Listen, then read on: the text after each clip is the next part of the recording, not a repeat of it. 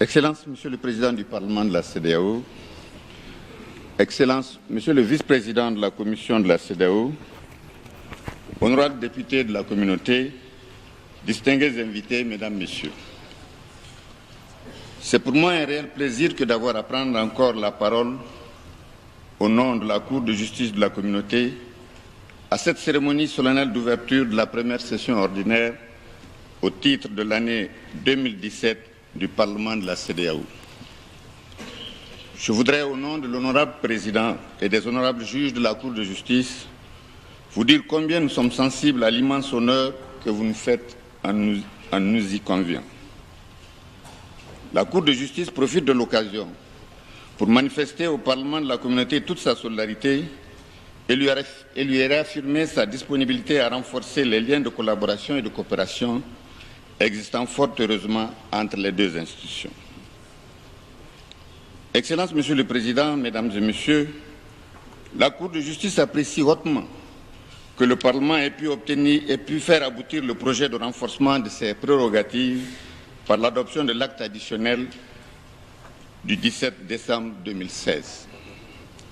Certes, notre Parlement ne jouit pas encore de la plénitude des attributions d'un organe législatif, mais cet instrument juridique participe de son implication effective dans le processus décisionnel de la communauté.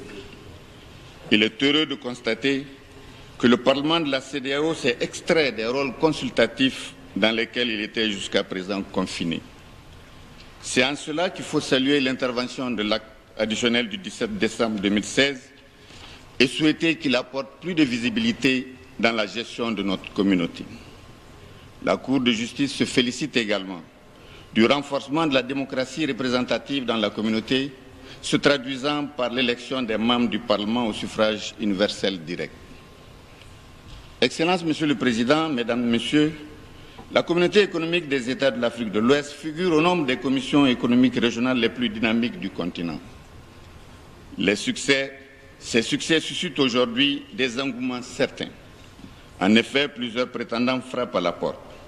Mais il ne faut pas oublier que la communauté connaît bien de défis, au nombre desquels l'application correcte de ces dispositions relatives à la libre circulation des personnes, des biens, des services et aux droits de résidence et d'établissement. Ceci nous semble occuper une place de choix parmi les défis. Le Parlement, en tant qu'assemblée représentative des populations de la communauté, doit utilement se soucier de la résolution de ces défis.